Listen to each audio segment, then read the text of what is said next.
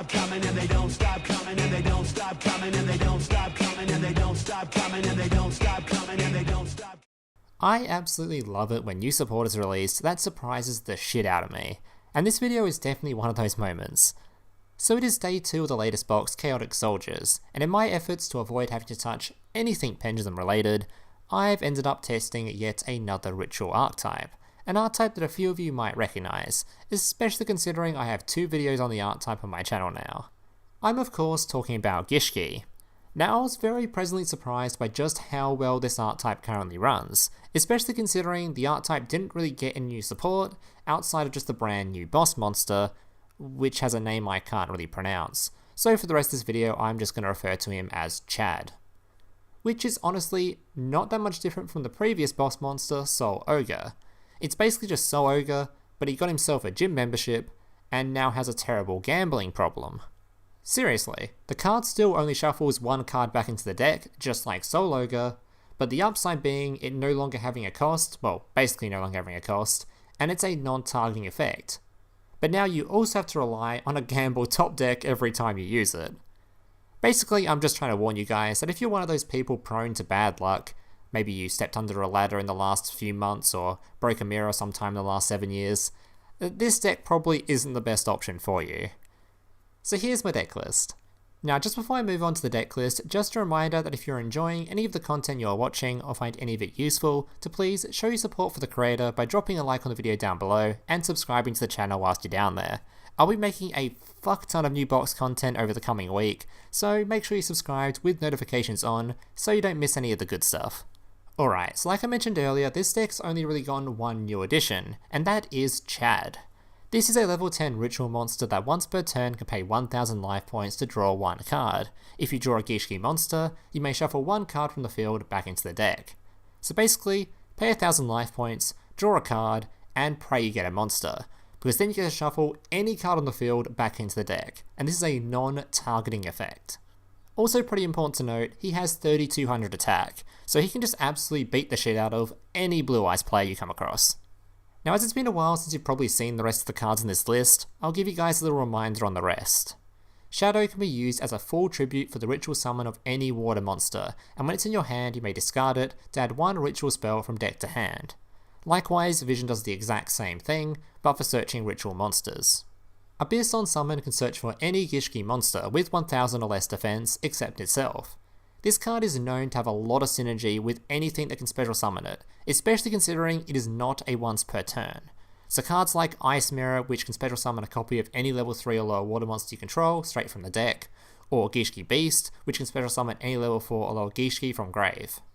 Also important to note too that we're also running Territory of the Sharks for Water Exceeds plays, which also synergizes with these special summons. The ritual spell we are running is Aqua Mirror, which you only need to run 1 copy of as it's self-recycling.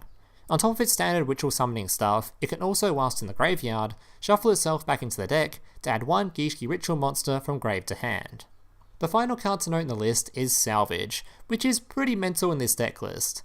This card simply targets 2 water monsters in grave with 1500 or less attack and adds those targets to hand, which in a deck filled with cards that like to self-discard to search for other cards, leads to double searches, since you can just add cards like Shadow and Vision back to hand right after using them.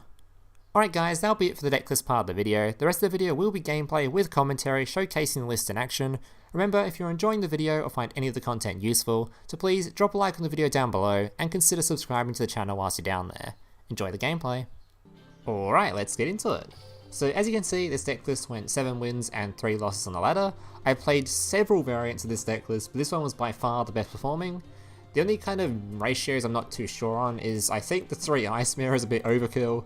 I personally just like running it because I love this combo so much. It feels so fun and nice. I just remember when, it's a bit of nostalgia too, because I remember when Ice Mirror was released and how fun it was to use these 2 cards, so you don't have to do that. If you feel like running maybe 3 copies of Salvage, or maybe just an extra Gishki monster to try to make this guy's effect a little more consistent, feel free to do so. But this was definitely the best performing variant of this list I've played, so. Alright, let's get into the gameplay. I was very surprised by how well this deck did. Because I know I mentioned it several times in the actual video, but I did not expect this deck's boss monster to be as good as he is. I thought it'd be, like, good, but especially considering, like, his effect doesn't perform that often, because your deck will search so many times that you just won't have that many monsters left anyway. It can be kind of hard to get his effect to work consistently. But when it does, it's fucking insane.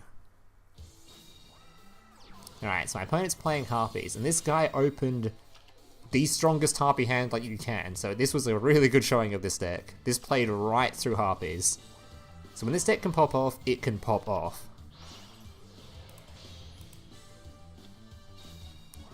Alright, got a Harpy Lady slash, a Prismatic by the way, 2 lots of back row, and a Harpy Lady.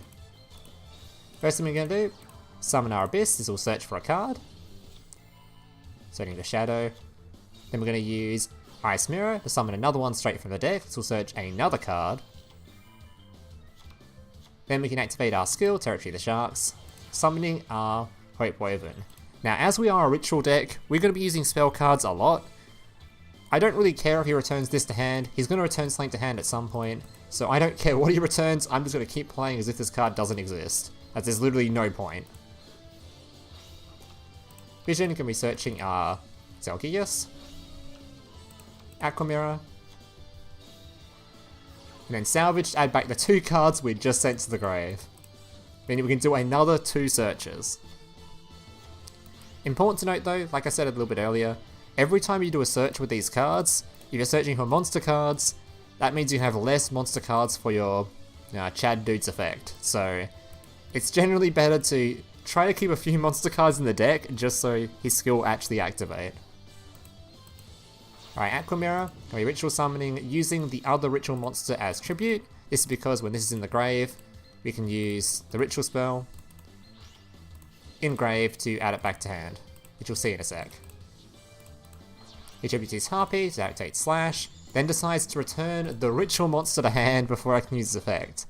The dumb thing about this though is, he just returned a ritual monster to hand. I can just summon it again. Especially considering I have a recycling ritual spell.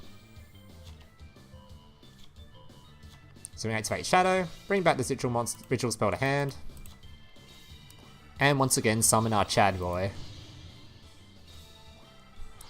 This time he had nothing to activate, so pay 1,000. Luckily, draw a Gishki, remove his back row. Aqua Mirror, once again, going to be adding it back to hand again. Don't have any more ways to get the ritual spell though, so we're just going to beat over his stuff and pass. And from here, our opponent is... he had to get pretty lucky to come back from this point. Which of course, because he's a lucky bastard, he gets Perfumer. Meaning, once again, he actually can make a bit of a comeback. But look at the size of my hand. After my turn's finished, I still have the same amount of cards in hand as I started. That's insane. This deck is actually such a heavy combo deck.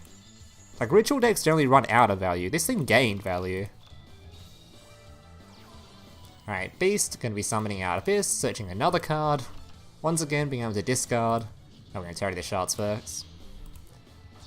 And we're going to discard it, search for our ritual spell again. Now we have 2 Hope Wovens and our boss monster, and he's had enough. He's out of there. So that's a perfect showing of this deck. This deck, when it goes off, can compete with anything. That's literally, currently, Harpy is the best deck in the game, and that wasn't a weak board from a Harpy player. Sure, I think only one of the back row is activatable, but still, that is a slash with a back row. This deck could compete with it. He even had a bit of a comeback turn where he got his perfect draw and summoned another slash, and we still were able to beat through it. So, when this deck pops off, it does really well. So I wouldn't be surprised if, in some random tournament plays, or you might just see this deck topping occasionally, just because it is kind of RNG based, and it will come down to luck a lot, but if you get really lucky, you can beat anything with it. That being said, like I said, it is luck, so as much of the times you're going to be stomping with it, there's going to be plenty of times where you just draw absolute garbage. Or you just play against like 3 back row cards and you're just doomed. Alright. So Blue Eye's playing on a summon his Spirit. Spirit's kind of annoying because it means we can't recycle our spell. But we can get rid of it first. Draw MST, getting rid of that annoying Karma Cut. Searching for our boss.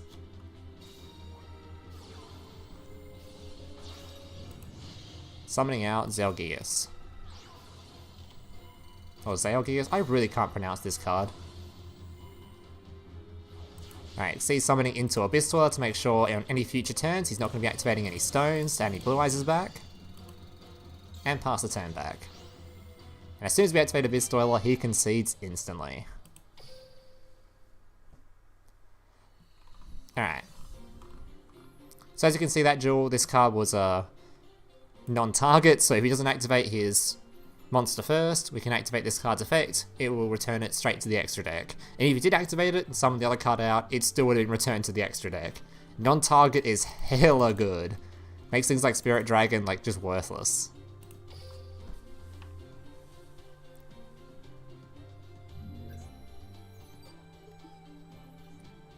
Right, game number 3 versus Anti-Hero.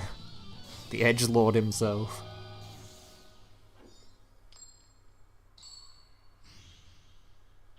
He's the kind of guys that you know their favorite anime is Death Note.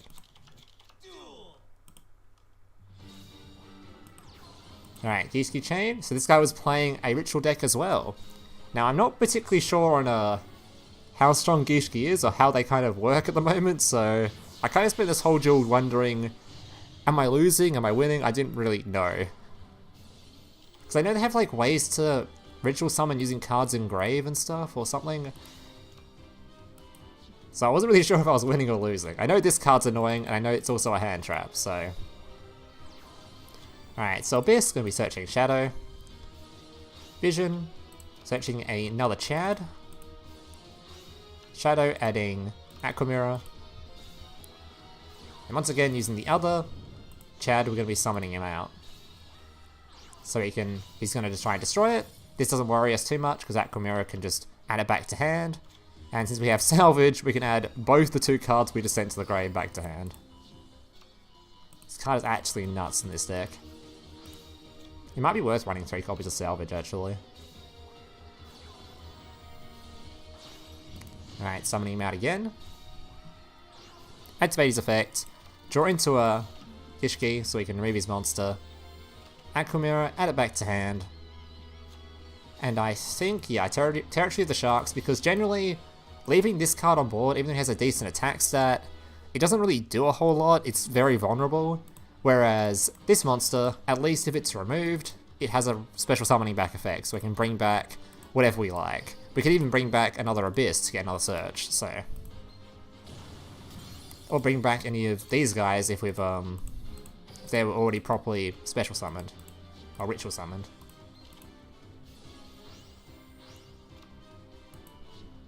He's going to search for his ritual spell, which I'm not sure which one this one is. But anyway, this is when I realised he's not just playing Gishki, he's not just playing Necroz, he's also playing just standard Water Xyz, which is nasty. Because Abyss Dweller is a direct counter to Hopewoven. Because one, when it has this card attached, it can destroy it, and it also has Abyss Dweller's effect active, meaning it won't resummon anything back. This will say it's Typhoon, going to block back row for it to be used. It was just a ritual spell anyway. Beast, sick top deck, can be special summoning back Abyss to search for another card.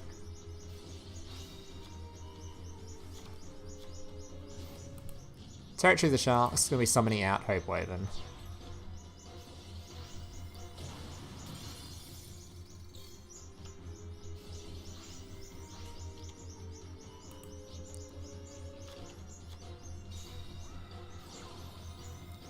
Necroz Mirror, going to be banishing from Grave to summon Valkyrius. Then gets another Diva. Thank God, he must be...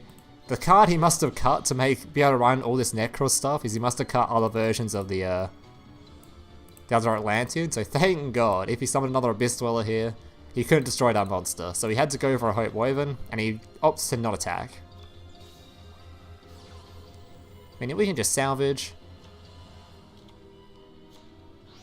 I think from here it was pretty dunzo. use our Vision, summon our Chad. And we don't have enough, we don't even have enough life points to activate its effect right now. The two Spider Sharks will be trading with each other, and they can special summon stuff back. But thankfully, since it can special summon itself back, no matter what he summons, we can just beat over it and attack for lethal.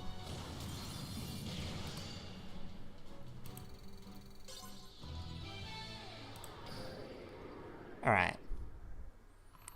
Game number 4. Got plenty of replays today, actually. 6 out of the 7 wins we got with this deck were actually got replays for. They were actually really good gameplays.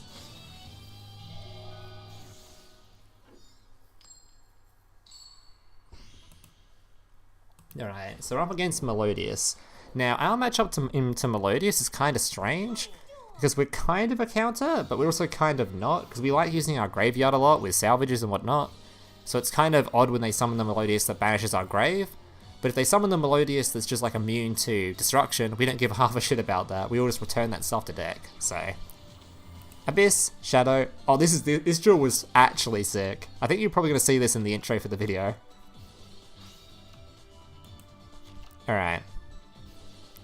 So Vision, going to be searching another Chad. So we've got 2 Salvage in hand, and we've got both copies of these guys.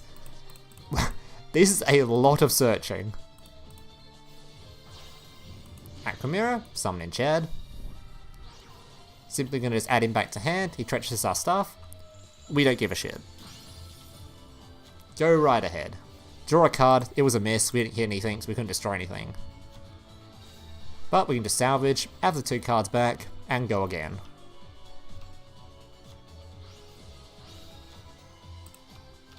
Aqua Mirror. Summon out our boss monster. Draw an extra card, pop some back row, pop the front row, whatever we're popping. And then we can do it, literally do it again. We summoned this guy 3 times.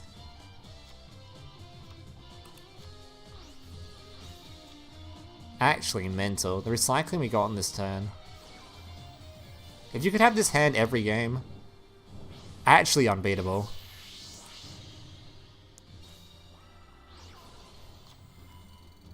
We're removing the last back row card, meaning we have just over lethal, and he's gone.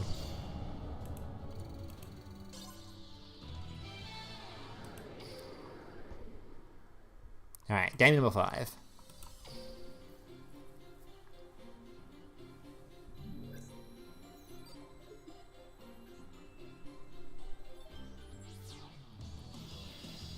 Alright, so this replay wasn't a very good replay. I just wanted to show that this man in 2021 was trying to hide behind Grit. He thought Grit was going to save him. So obviously, we got to put him in his place. Shadow, searching Aqua Mirror. I'm going to use Vision. Activate Salvage, bring back the 2 cards we just spent. Still haven't used our normal summon, by the way. Just want to point that out. Our hand size is growing drastically. Summon Chad. Recycle, add him back to hand.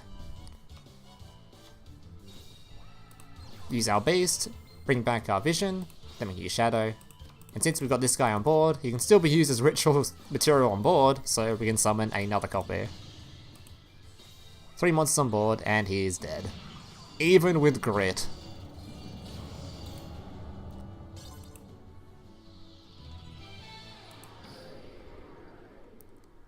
Alright.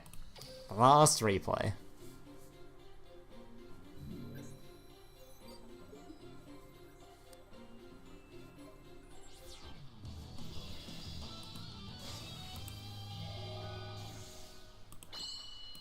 There's also our rank up game.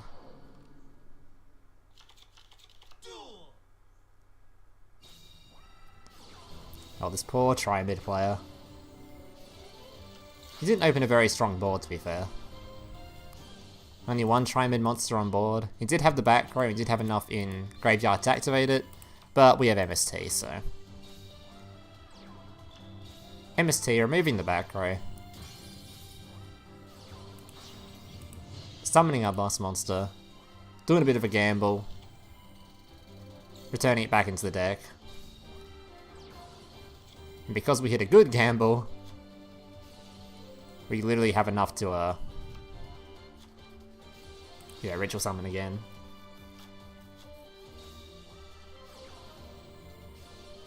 I just find it absolutely insane. We run one copy of the ritual spell, and we get it every duel, and we get to use it 2 to 3 times a turn. It's ridiculous. One copy. Alright. So that'll be all the gameplays. I hope you guys enjoyed them. If you did, make sure to leave a like, subscribe, all that kind of stuff. And I hope to see you in the next one. Laters. Hey, big brother, can I watch SpongeBob? Shut up, Mokuba. I'm busy flagging YouTube videos to compensate for the fact that I have an extremely small penis. Oh.